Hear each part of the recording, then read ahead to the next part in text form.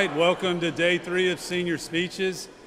In the Bible, all we know about Jesus during this period of his life is it says he grew in wisdom and stature and knowledge and favor with God and man, and we've seen that play out with all our students. But today's a special day because we have 4 students from the actual Eastwood congregation and church here that we've had extra time to see that play out. 2 of them I've known since the day I moved here with the military when they were just little, maybe 6 or 7 year olds, and I've gotten to know Brody and Porter since then as well. But we're happy to welcome 4 of our children of our church to come speak today. We're going to have Knox and Brody and Matt, who's ventilating. He's breathing hard right now, and Porter. This is nothing to you, Matt. All right, Knox, come on up. Thank you.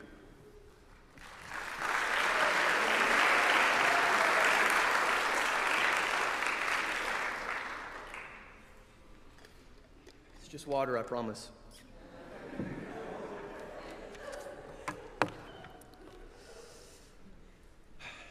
There have been times here at Eastwood when I've thought to myself, why couldn't I have done online school? I mean, yes, I've learned stuff, but 13 years? I'm not going to beat around the bush here. Today, I'm going to tell you exactly what 13 years here has been like. And there's only one analogy that can describe an Eastwood experience. You all know it. It's essential to the upbringing of each and every child. It establishes character, and it's integral to American life. It is the art of using magazine discount coupons to pay for your fast food. I know it sounds ridiculous, but bear with me. It shares a shocking resemblance to Eastwood. First, let me stress that it is not the coupons themselves, but rather the actual experience that so accurately imitates an in-person education, especially Eastwood. Now, for those of you who don't know what I'm talking about, here's how magazine couponing works, at least in my experience. You're a hungry family of 6 driving through Demopolis, and you've got coupons in your car somewhere. And yes, they're always there because the car never gets cleaned out. So you belabor to find them, while everybody else argues about where to eat.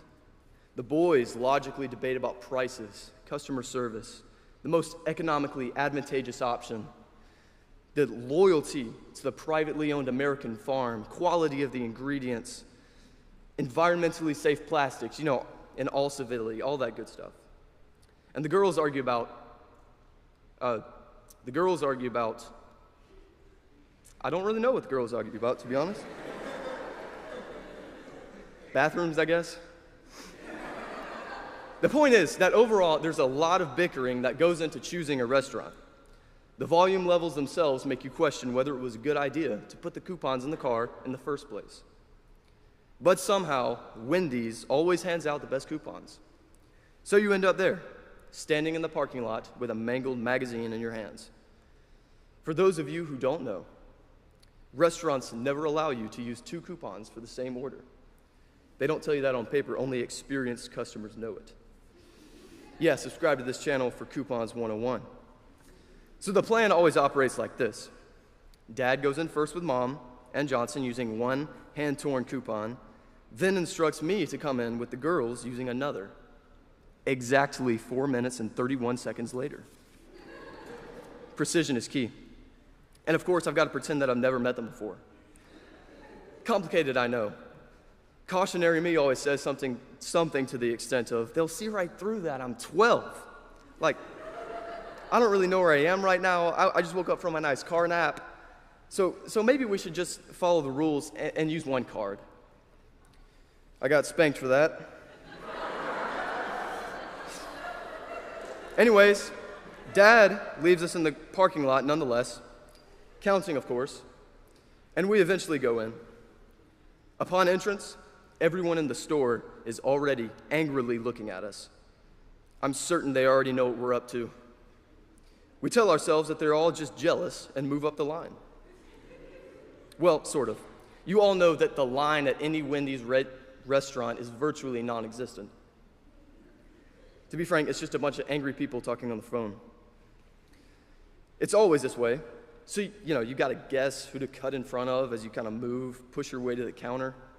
It's almost like a bunch of goats coming to the trough, at the sound of grain. But before you think that the customers are the worst part of the experience, they're nothing compared to the cashier. First off, she says absolutely nothing. You'd think that you'd hear a good morning, welcome, how you doing? But nope, you don't. Just silence. Just silence. Eventually, I realize that I've got to carry on with the plan. Everybody in line has surrounded us, looming over us like menacing clouds, coiling around us like anacondas, my vision closing in. I don't know what to say, so I kind of just slide the coupon over to her. Don't look her in the face, just staring at the coupon like she can handle it. And do you know what she does? She cocks her head to the side like this and says probably the rudest and most frightening thing she possibly could. Mm-hmm. Ladies and gentlemen, as you all are well aware, that is a Southern curse word. And this is the moment when it goes from just awkward to hostile. The whole restaurant is laser beaming you with their eyes. Everyone under 25 is laughing, and everyone over that age is growling and about to throw their chicken nuggets. You're up there like, I feel like I should apologize. I didn't want to be that customer. But you can't on any terms. It would foil the whole plan. You just have to grit your teeth and move on. You think that it couldn't get any worse, but it does. Coupons on the counter, still right where I left it. And you've got to order, you've got to say something. It's arguably the hardest part. I changed my order 3 different times. The barcode doesn't work, so while she tries to punch in the 43 digits in fine print, I nervously drop the credit card on the floor. My sisters have both supposedly gone to the bathroom, and it's all just a bit overwhelming. But finally, the food comes with that free extra fry. The smell is heavenly. The bag looks like a balloon. And then you open the bag, and all your anxieties turn into aggravation as you realize that the fries look like uncooked spaghetti noodles, and half of them aren't even in the container. All of that suffering, all for that. The question I've been trying to answer for years and now pose to you is, was it worth it? Was all of that embarrassment worth the 79 cents we saved? And here's the point. You can get a high school diploma online for way cheaper, way faster, and a lot less trouble.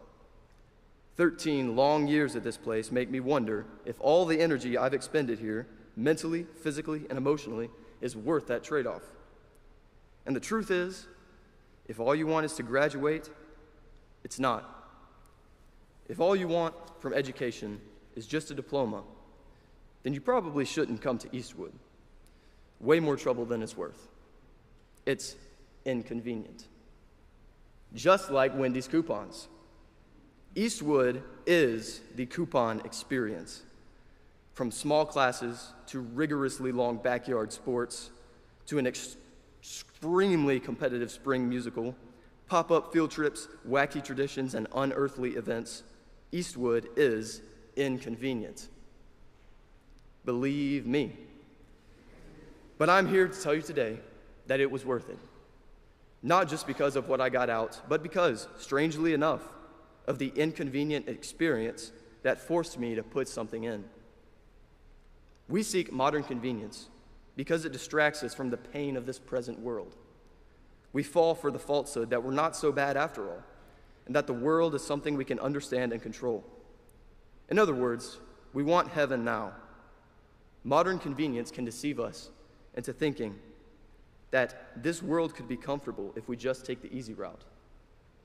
It's only those magazine coupon moments, the brutality and complexity of an in-person education, that free us from being deceived by convenience and teach us that we don't actually know what real heaven is.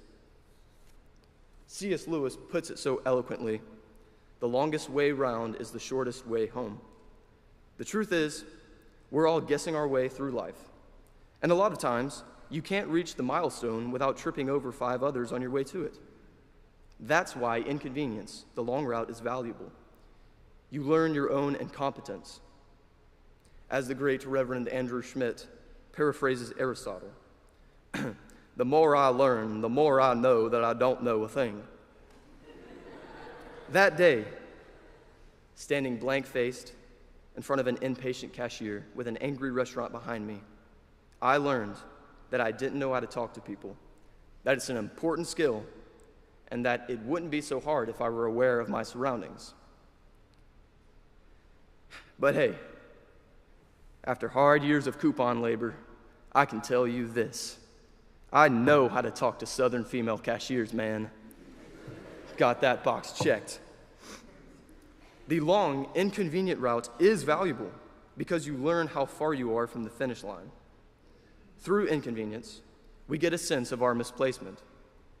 We were not created for a fallen world, but it's easy to think that we could have been if we worship the comfort modern convenience offers us. Sometimes it takes the most inconvenient and uncomfortable lessons to teach the simplest points. So my encouragement for you today is, don't be afraid of something just because it's not expeditious. Inconvenience can teach you a lot more than you think. It certainly has done that for me. Eastwood has been inconvenient for me, and for that reason, she deserves my undying gratitude. My diploma tells me how much I've learned. My inconvenient time at Eastwood has shown me how much I still have to. And you should all put those magazine coupons to use. So parents, faculty, students, friends, and family, thank you all for those magazine coupon experiences that you made me suffer through. There are so many of you who deserve my gratitude, and I'll show it to you by ending this speech.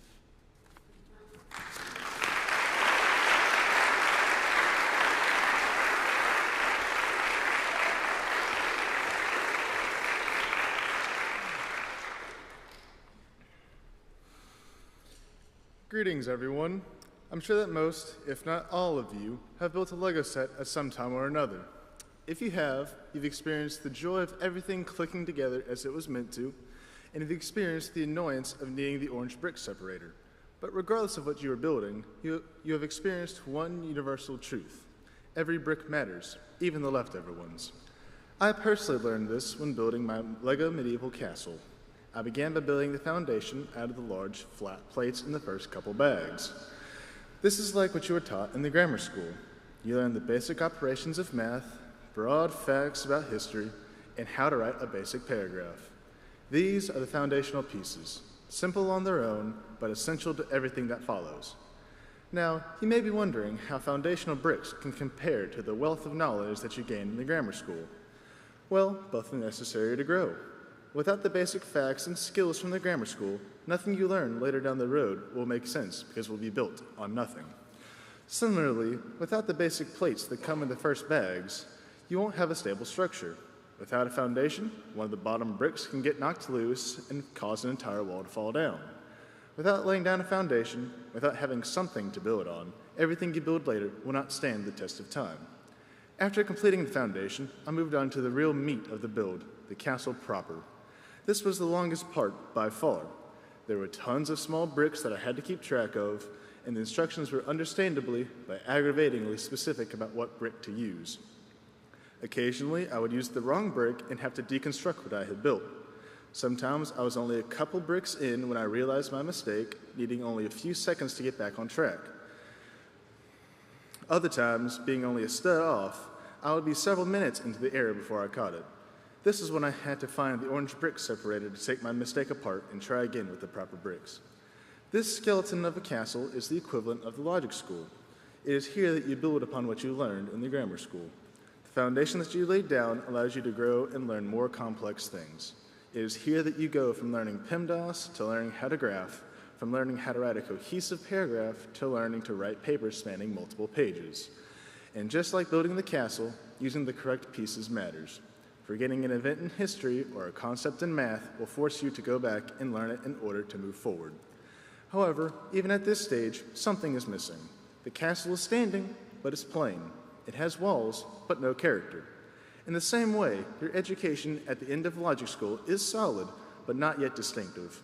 You have learned a reasonable amount in each area of learning to stop and have a sufficient education to get by in the world, but there are so many places that your education can still explore. After laboring for a couple hours, I finished constructing the structure of the castle, but I was not done yet. I still had the final bags to go through. These were the small, detailed bricks that separate one set from another. The minifigs, the little vines crawling up the walls, all of the animals that make the whole scene lively. These bricks may not contribute structurally, but they contribute the most to the vibe of the castle, making it not just an imposing structure, but a truly medieval castle. Air thick with smoke and moisture, the atmosphere cold and clammy. These pieces are akin to the rhetoric school. They may not seem essential at first, but they are what give everything meaning. They shape how the structure is understood and experienced. In the same way, rhetoric teaches you not just to know things, but to express them with clarity and purpose. These bricks matter because they transform something functional into something meaningful. They are what make your education not just complete, but impactful. To give your education a solid direction, you must complete this stage of the Eastwood education. Here you learn the specific details in your classes. You learn not only what countries went to war with each other, but also the surrounding context for the war. You learn more advanced math, more than any average person would need in their everyday life. You learn how history and literature influence each other. You learn about how organisms work, that every food is technically organic, and either how the human body works or how math applies to the real world, depending on the science you choose. These are the things that bring your education to life, that make it more than just facts. Now, you may be wondering if these decorative Lego pieces really matter that much. Let's say you had a fairy tale castle. You have the queen and her maids having tea in the garden, her pet peacocks roaming around. Now, let's say you exchange the queen, her maids, and her peacocks for knights and a dragon. You've gone from a castle at peace to a castle under attack by only changing a handful of details. This is the power of the final pieces. A few small changes can completely alter the story being told. And that is exactly why they matter. They don't just add to the build, they define it. They determine how others see it, how it functions, and even what story it tells. In the same way, the knowledge and skills you gain in the rhetoric school shape how you present what you know to the world. It's one thing to understand an idea, it's another thing entirely to communicate it clearly and effectively. Without that ability, even the strongest foundation and the most carefully constructed framework can go unnoticed or misunderstood. Your education works the same way. Grammar gives you the pieces, logic shows you how to assemble them, but rhetoric teaches you how to make something meaningful out of them. It allows you to take what you've learned and shape it into something that can influence others. It gives you a voice, and whether we like it or not, a well-used voice can make all the difference. But there's one more part of building a Lego set that often gets overlooked: what happens after you finish. At some point, you step back and look at what you've created. Maybe you admire it, maybe you notice a few imperfections, or maybe you immediately start thinking about what you would do differently next time. And eventually, whether it's days or years later, that set might be taken apart so the pieces can be used to build something new. Education is no different. What you've built here is not the final product. It's not something that you finish, put on a shelf, and never touch again. It's something you will continue to build on, reshape, and refine for the rest of your life. The foundation you've laid, the structure you've built, and the details you've added will all carry forward into whatever comes next. And just like with Legos, you won't always get it right the first time. You'll make mistakes. You'll have to take things apart and try again. You'll realize, halfway through, that something just isn't working the way you thought it would. But that doesn't mean the build has failed. It just means you're still working. Now I would like to say some thank yous. To my parents and grandparents, thank you for always supporting me and making me the man I am today. To my classmates, thank you all for welcoming me to Eastwood when I first came. You really made me feel at home. To my teachers, thank you for sharing your knowledge and wisdom with me. To my coaches, thank you for spending time each day to improve me, my skill, and for being godly examples in my life. To the students, thank you for at least acting like you paid attention to what I just said. Finally, to Miss Amanda, thank you for all that you do for this school. I know that you are what makes Eastwood run, and when you're gone, it is felt by everyone. So as you move forward, remember this: every brick matters. Foundational pieces, the structural ones, and the smallest details all play a role in what you create. Don't rush past the basics, don't ignore the process, and don't underestimate the importance of the finishing touches. Because in the end, what matters isn't that you were given pieces, but that you built something worthwhile with them. Thank you.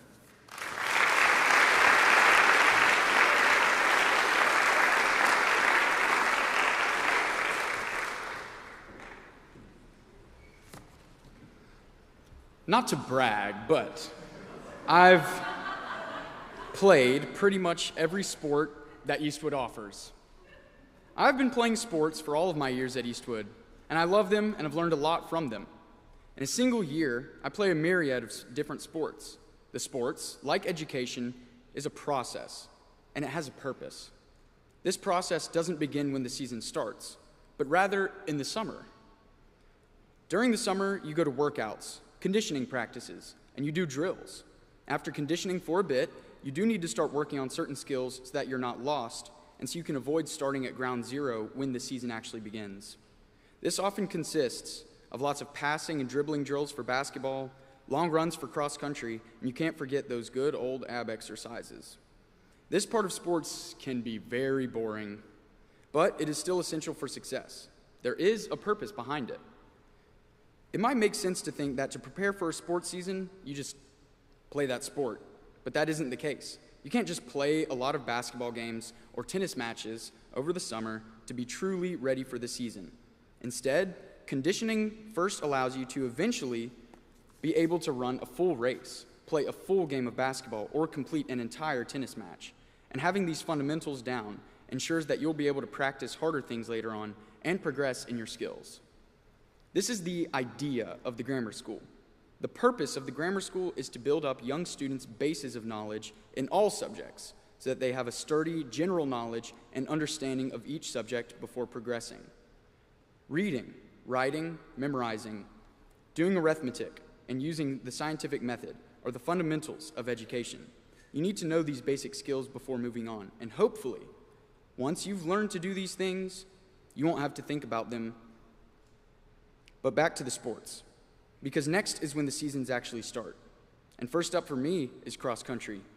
Cross country is not a difficult sport to grasp. You just run. Sometimes you run fast, sometimes you run slow, sometimes you run short distances, and sometimes long distances.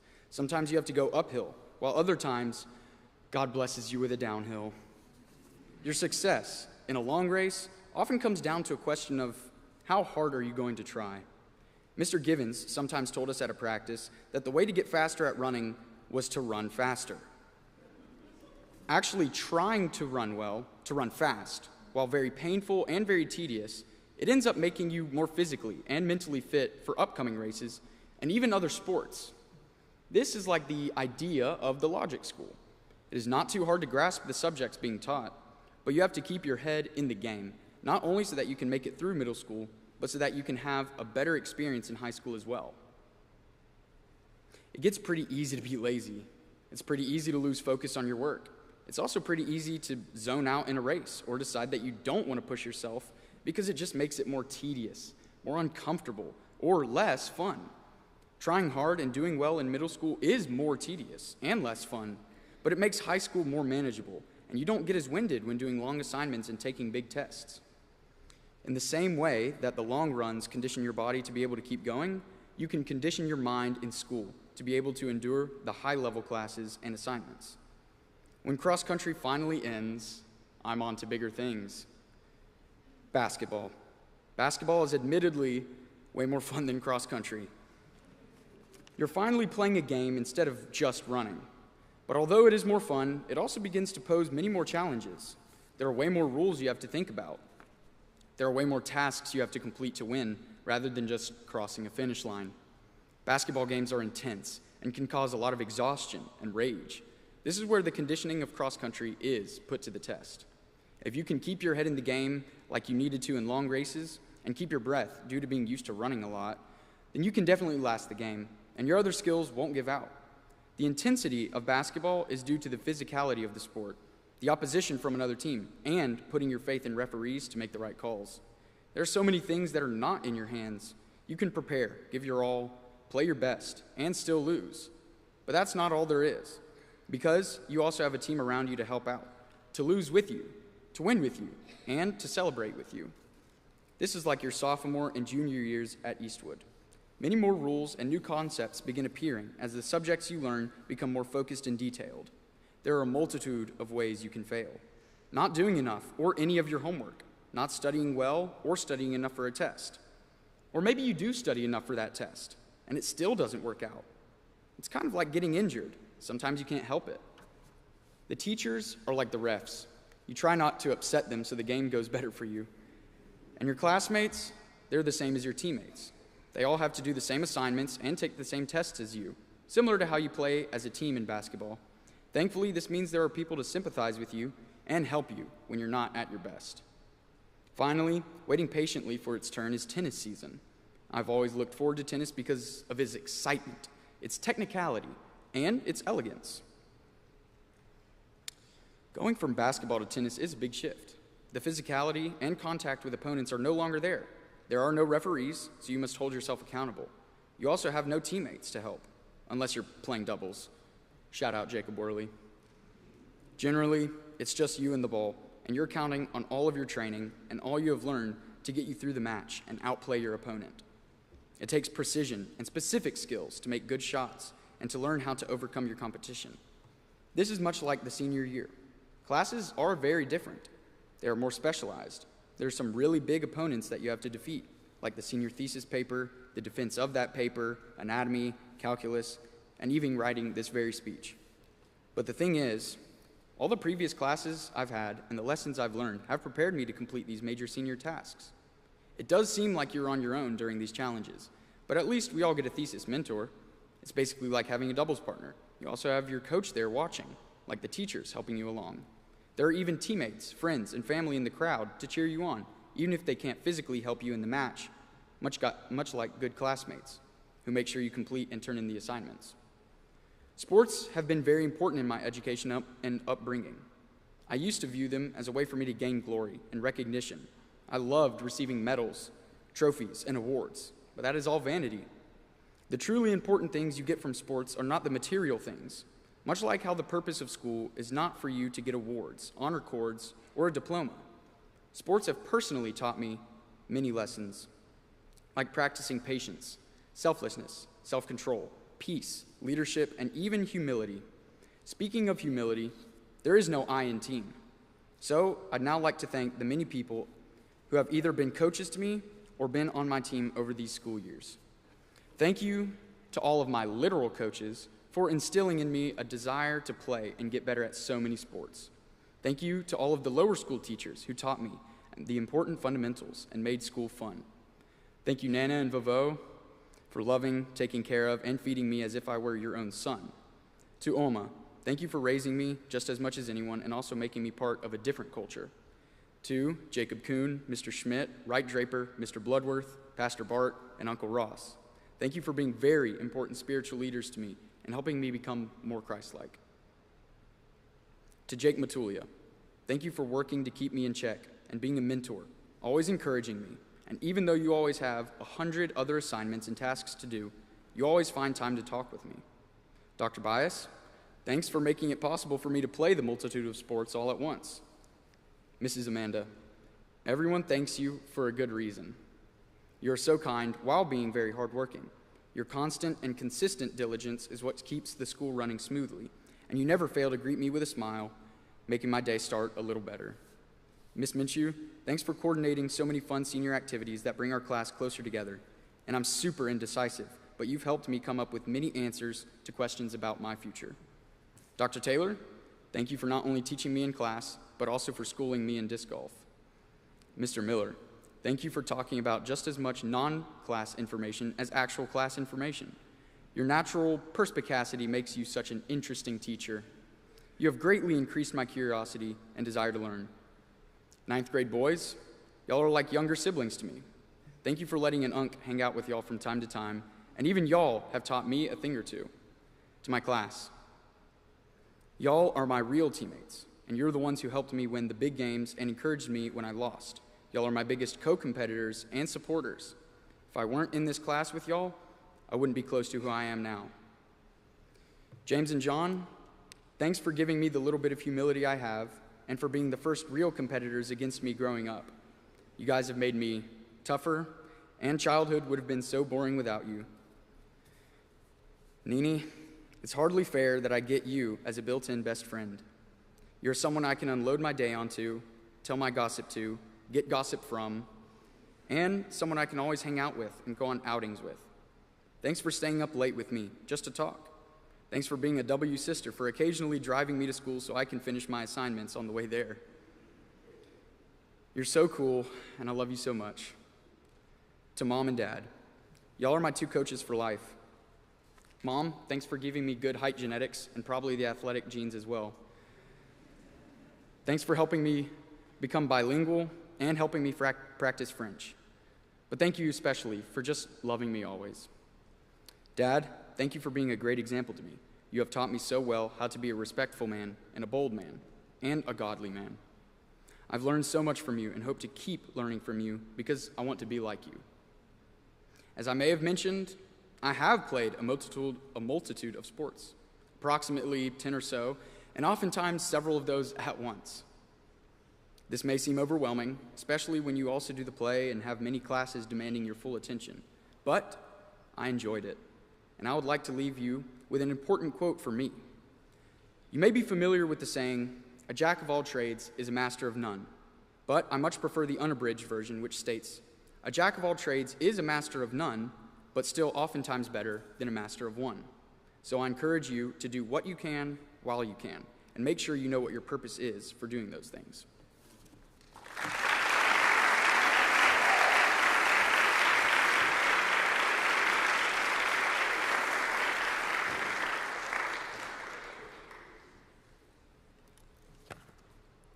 In his book, What Can a Man Believe?, Bruce Barton tells an anecdote about the rebuilding of St. Paul's Cathedral. Christopher Wren, the man in charge of operations, goes up to 3 stonemasons and asks each one the same question. "What are you doing?" The first man doesn't even look up. "Can't you see? I'm cutting stone." The second man pauses for a second and replies, "Well, sir, I'm at work making 3 shillings and 6 pence a day so I can feed my family." The third man stands up, looks Wren in the face, and with palpable excitement proudly exclaims, "I am helping Sir Christopher Wren rebuild this cathedral." The story gives us an interesting glimpse into the different views we can have on work. All 3 men were doing the exact same thing, but each gave a very different answer. So, what was different? The answer, of course, lies in their perspective. Taking the first man, we see a very literal outlook on work. What he said certainly wasn't untrue. In fact, at face value, he was probably the most honest of the 3. He was indeed just cutting stone. But he viewed his work as drudgery, as nothing more than a dull, menial task he had to do. From the second man, we get a much more practical answer. He was hard at work in order to make money so he could support his family. Man number 2 had a transactional view on what he was doing. He had an internal drive to show up to work and work hard. Although, at some level, this is a noble view. He was working hard for the direct benefit of himself and family. It is still a somewhat self-centered view. To him, work is nothing more than just a means to an end. Finally, we get to the third guy. This man was proud to be working for Sir Christopher Wren, even if he was only cutting stone. But why? Well, he viewed his work as accomplishing something greater than himself. He would take home a paycheck just like the other 2 men, but that was not what drove him to break his back. He was helping to build something that would outlast him, and that gave him a reason to work and be excited about it. So, despite doing the exact same task, all 3 men had very different perspectives. The first man saw it as simply a task he had to do, nothing more. For the second man, work was merely a means to an end. But the third man, he was working for something that would outlast himself, something greater than his own personal goals. And this does not only apply to these anecdotal characters. Whatever we do, we have the opportunity to choose between these 3 perspectives too. Unfortunately, all too often we, as much as anyone, see school through this first view. I'm forced to go to school. I'm forced to do homework, to study, to take tests. And although I may be doing the exact same assignments as my peers, with this view that school is something forced upon me, my work loses a lot of its value, becomes toil. If you see school as just drudgery, then in a lot of ways, that is what it will become. And the irony of this situation is the more we see something as being forced upon us, the more we complain, and the worse job we end up doing. Inevitably, our teachers have to force us even more to do our work, which creates a vicious cycle. Although it can sometimes be difficult to see why we are made to do certain assignments, our teachers do have our best interest in mind. If you choose to just do the work without complaining, often you'll see very quickly that although it does not necessarily get any easier, it does become more enjoyable. Part of growing up is learning what we should appreciate and focus our time on, and that can often require a little bit of force at first. Moving to the second man, he viewed his work as a means to an end. In his case, it was to earn money to support himself and his family. At school, very often we only study to get a good grade on an assignment, either to stay out of trouble with our parents or to get into a good college. Or maybe we work hard on a task to earn someone's praise. When these are goals, we generally do work very hard with minimal complaining. But at the end of the day, this is a pretty self-centered view on work. Work is nothing more than a means to an end to get what you want. And the end to our work doesn't always have to be external. Many times we really do just enjoy what we are doing, and our end is simply internal satisfaction. I often fall into this trap. As you may know, I love to tinker. I love to build all sorts of gadgets and do all sorts of science experiments. I genuinely really enjoy this. I spend a great deal of time thinking about and working on these projects, possibly more than I should, and definitely more than actual responsibilities, like schoolwork. And I'm sure each of you have your own hobby or activity that you spend an equal amount of time and energy on. But why do we do it? Is it only for praise from others or for a material goal? I mean, if your hobby is playing an instrument, you may get a little bit of praise. Or if your hobby is math, it may help you in school. Although it may be a factor, my guess is external reward is not what drives you to devote so much of your time to it. Very often, we are internally motivated to pursue these hobbies, if only for the satisfaction of being able to do something well. When self-satisfaction is our goal, we generally work very hard to get good at something, which is not necessarily wrong. But more often than not, ultimately, it's just a means to an end to make us feel good about ourselves. Let's look at the last man. When asked what he was doing, he smiled and said he was helping to build a cathedral. He viewed his work as accomplishing something outside of himself. He would get a paycheck at the end of the day just like the other two, but other than that, his work would probably never benefit him. In fact, he almost certainly would never even achieve the satisfaction of seeing the completed building. But he knew he was working for something greater than himself, building something that would outlast him, something that actually still stands to this day. And this caused him to find joy in his work. This should be our ultimate reason for doing what we do. In school, we receive the opportunity to learn about some amazing subjects. Although, to be fair, most of what we learn will never help us once we graduate, it is still worth learning. Why? Well, in each of these subjects, whether it's science or history or math or literature, they point us to something greater than ourselves. In science, we get to learn about the beauty that God put into creation. In history, we get to look back and see God's plan and sovereignty. In math, we get to learn about the intrinsic order of creation. In literature, we get a glimpse into truths about human nature and beauty. And these truths are not limited to the subjects we are taught at school. Even though everything is tainted by the fall, there is still something good in everything. That means there is something about it that is worth learning. The first catechism in the Westminster Shorter Catechism says man's chief end is to glorify God and to enjoy him forever.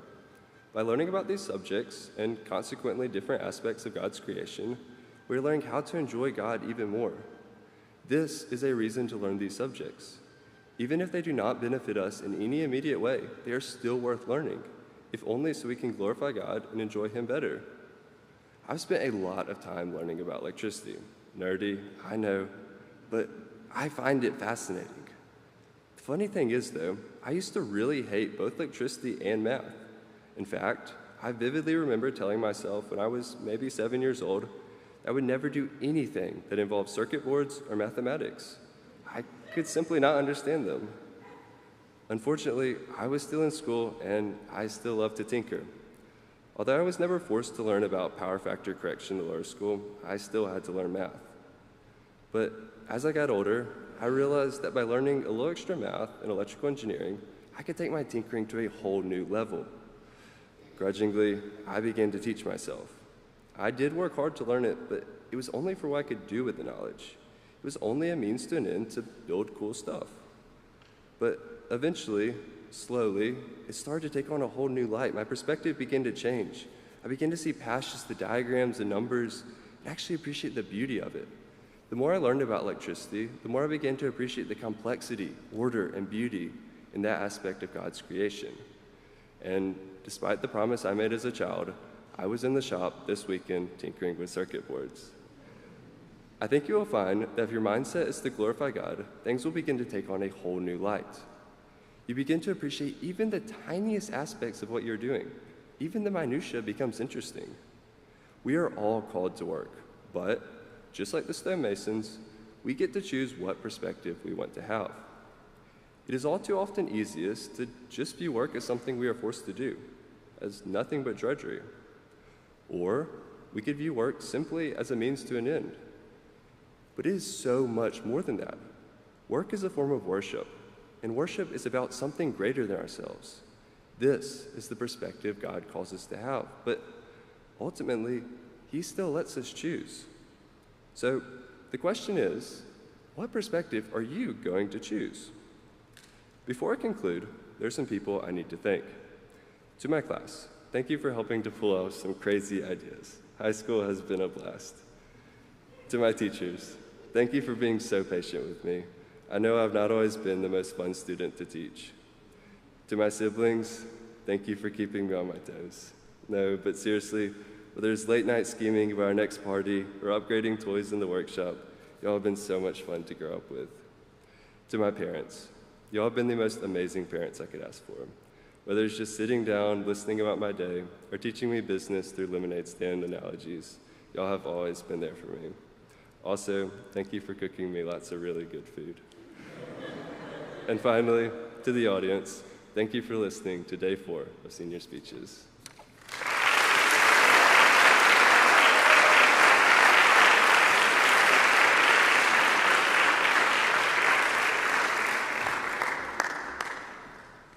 Well done, seniors, particularly well done to Porter, who worked through whoever's alarm went off. I don't know who wakes up at 1:50.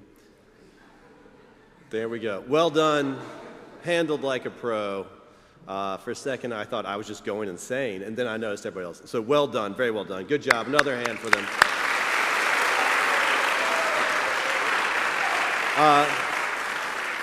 What we heard today was a disparate group of metaphors for what it's like to grow up and learn through life, go through life. And there's something about a metaphor that is universally human. We all use them. We all use one thing to explain another. But it's biblical as well. We see metaphors throughout Scripture, throughout the Psalms. When James says a double-minded man is like a wave going back and forth, he means it. It is like a wave going back and forth because both of those things have the same creator. It's like when you hear a Beach Boys song, it sounds like another Beach Boys song because it comes from the mind of, the tortured mind of Brian. I'm sorry, I forgot my audience.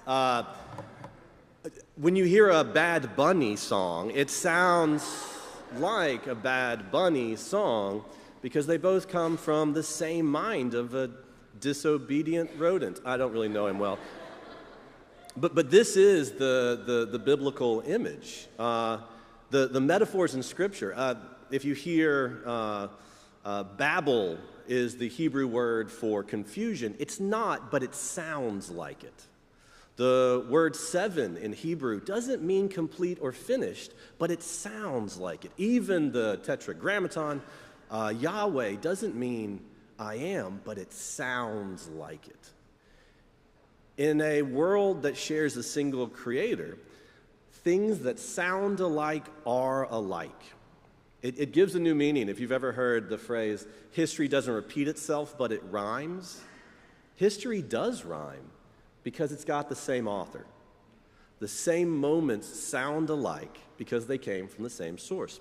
And we see this probably most perfectly in the parables of Jesus. They are parabolic. They are things that run together. And so when we hear these speeches taking non-obvious metaphors, they're not disparate ideas violently yoked together, but they're a way of seeing a world where things that sound alike truly are alike. And so today we heard the parable of the Lego, the parable of the athlete and his pride, the parable of the stone cutters and the parable of the fool and his coupon. And so all of these things, these parabolic ideas, all fit together because they do fit together. Things sound alike because they come from the same ultimate author. And we've got 3 more chances to hear the parabolic ideas, things that sound alike because they are alike. So please join us again tomorrow. I'm going to close this in prayer. After I do, please come up, congratulate these seniors on a job well done. And then after we're done congratulating, I will rudely shoo you all out again so our last 3 speakers can go. So if you would please bow your heads. Gracious, glorious Heavenly Father, thank you that you have sent your word to us and let us participate in the sharing of that word. Thank you for these seniors, Lord, what they have learned, how they have grown, and the desire to share it with others. Inspire us all to desire that same thing, to share with others the lessons we have learned, the truths you have shown us. Bless us all this day, Lord, as we go out. Let us seek the rhymes of your creation. Let us seek to know that the things that sound alike are alike because they're part of your plan. Bless us this day, O Lord, we pray in your most holy name. Amen. One more time.